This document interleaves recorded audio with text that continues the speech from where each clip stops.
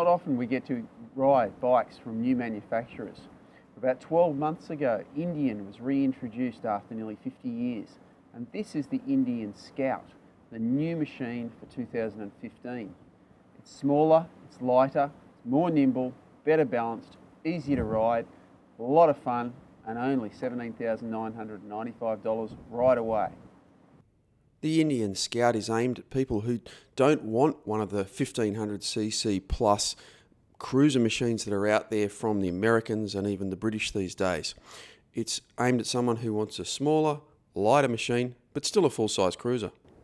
The Indian Scout's powered by an 1133cc V-twin, 60-degree water-cooled engine.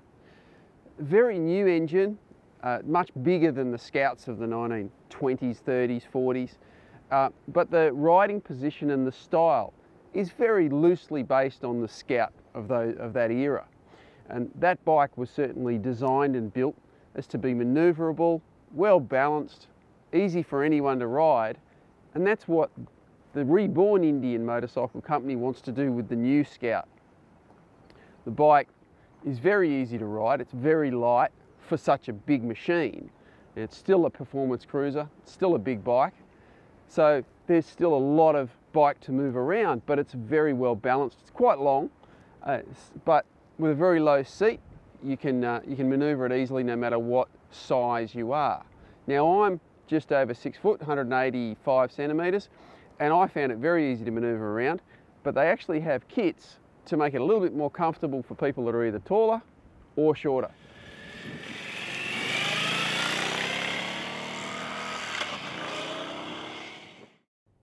Off the showroom floor, an Indian Scout has one seat, but there's an extensive accessory catalogue, and things like a pillion seat, saddlebags and screens are all available to customise your Indian Scout the way you want to have it. With a stiff aluminium chassis, reasonable suspension and the engine bolted into the frame as a stressed member, the Indian Scout handles very well over smooth roads. On the bumpy stuff, it's a little bit more of a handful, but still not too bad, although the short travel suspension does send a few shocks through to the rider. The riding position of the Scout is fairly upright. You're not leaning back or anything silly like that, and the forward set controls aren't ridiculously forward set. I would have loved to have tried the bike with more conventional foot pegs a little bit further back, but that's just not the modern way anymore. I don't think anybody's going to be disappointed in the way the Indian Scout goes around corners, handles and stops.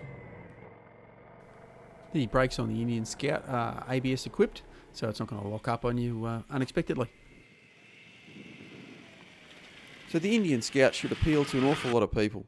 It's a very easy motorcycle to ride, and for a big cruiser, it's not very heavy, it's very easy to manoeuvre, and as they said, it's very well balanced. Now with 100 horsepower, plenty of torque, it's not for the raw beginner by any stretch of the imagination, but if you're coming off your first bike and you're off the learner approved system, it's very much worth a look. I think this will appeal to people that are short, people that are tall. If you just want a good looking, honest machine at a very good price from an American manufacturer that I think will hold its value quite well, go and check them out at your Indian dealer.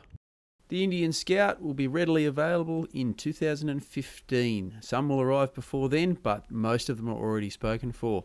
Check them out at your Indian dealer or indianmotorcycle.com.au.